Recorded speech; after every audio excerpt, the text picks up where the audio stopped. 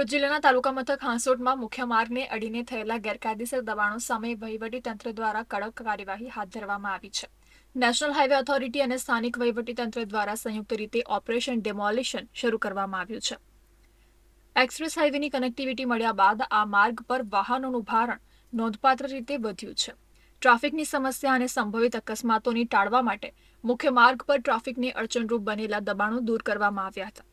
તંત્ર દ્વારા કુલ 68 દબાણો દૂર કરવામાં આવ્યા હતા. કાર્યવાહી દરમિયાન કોઈ અનિચ્છનીય બનાવ ન બને તે માટે પોલીસ બંદોબસ્ત સાથે રાખવામાં આવ્યો હતો. સવારે 10 કલાકથી દબાણ હટાવવાની ઝુંબેશ ચાલુ કરી છે. અત્યાર સુધીમાં હવે અડધા ઉપર પતી ગયું છે અને ઘણા ખરા લારી ગલ્લાવાળાઓએ જાતે પણ લારી ગલ્લા હટાવી લેવામાં આવેલા છે. જે બાકી છે એ હટાવવાની કામગીરી ચાલુ છે. ફરી દબાણ ન થાય એ માટે નેશનલ હાઈવેને દર 15 દિવસે સર્વે કરવા જણાવ્યું છે અને દબાણ જણાય તો હટાવવામાં આવશે. દબાણ હટાવવાની આ ઝુંબેશથી માર્ગ પર વાહન વ્યવહાર વધુ સરળ અને સુરક્ષિત બનશે તેવી અપેક્ષા વ્યક્ત કરવામાં આવી રહી છે. દબાણ હટાવો કામગીરી દરમિયાન વિવાદ પણ જોવા મળ્યો હતો. સ્થાનિકો અને દુકાનદારોએ તંત્ર પર ભેદભાવનો આક્ષેપ કર્યો હતો. અમુક દબાણો હટાવવામાં ન આવતા સ્થાનિકોએ વિરોધ નોંધાવ્યો હતો. ક્લિયર છે સાહેબ, મારી એટલી રજૂઆત છે કે અમે બધા ગલ્લા સ્વૈચ્છિક રીતે જે બી અમને નોટિસ મળી એવી અમે બધા ગલ્લા હટાવી લીધેલા છે. અમારા ગલ્લા 5-5, 6-6 ફૂટના છે તે અમે સ્વૈચ્છિક હટાવી લીધા. આ પાછળ અમારા કન્ટેનર છે 15-15, 20-20 ફૂટના. તે લોકોએ કોઈ જાતનું અગારથી બી પતરા કે કોઈ બી જાતનું કન્ટેનર હટાવ્યું નથી.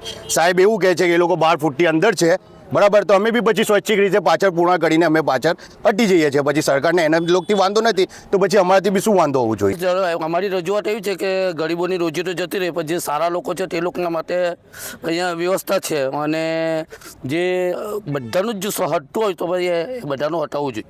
દિલ્હી મુંબઈ એક્સપ્રેસ વે પર અંકલેશ્વરના પૂન ગામ નજીક કનેક્ટિવિટી અપાયા બાદ સુરત જતા મોટાભાગના વાહન ચાલકો આ જ માર્ગનો ઉપયોગ કરે છે. ત્યારે અતિ વ્યસ્ત એવા હાંસોટ ટાઉનના માર્ગ ઉપરથી દબાણો હટાવી તંત્ર દ્વારા માર્ગ ખુલ્લો કરવાનો પ્રયત્ન કરવામાં આવ્યો છે. ભરૂચ વહીવટીતંત્ર દ્વારા ભરૂચ અને અંકલેશ્વર બાદ હવે તાલુકા મથક હાંસોટ ખાતે દબાણ હટાવો ઝુંબેશ શરૂ કરવામાં આવી છે. હાંસોટની કાકાબા હોસ્પિટલથી પોલીસ સ્ટેશન સુધીનો જે મુખ્ય માર્ગ છે તો મુખ્ય માર્ગને અડીને ઊભા કરાયેલા જે ગેરકાયદેસર દબાણો છે તે દૂર કરવામાં આવી રહ્યા છે. આ જે માર્ગ છે તે અંકલેશ્વરથી સુરતના ઓલપાડને જોડતો મુખ્ય માર્ગ છે, ત્યારે દબાણો દૂર કરવામાં આવી રહ્યા છે. મામલતદાર તેમજ નેશનલ હાઈવે ઓથોરિટી અને પોલીસની ટીમ છે તે તૈનાત રહી છે. કોઈ અનિચ્છનીય બનાવ ન બને તે માટે ચુસ્ત પોલીસ બંદોબસ્ત પણ ગોઠવવામાં આવ્યો છે. ત્યારે હાંસોટમાં જે મુખ્ય માર્ગને અડીને ઊભા કરાયેલા ગેરકાયદેસર દબાણો છે તે દૂર કરવામાં આવી રહ્યા છે. આ જે દબાણો છે તેના કારણે વાહન વ્યવહારને વ્યાપક અસર પહોંચતી હતી.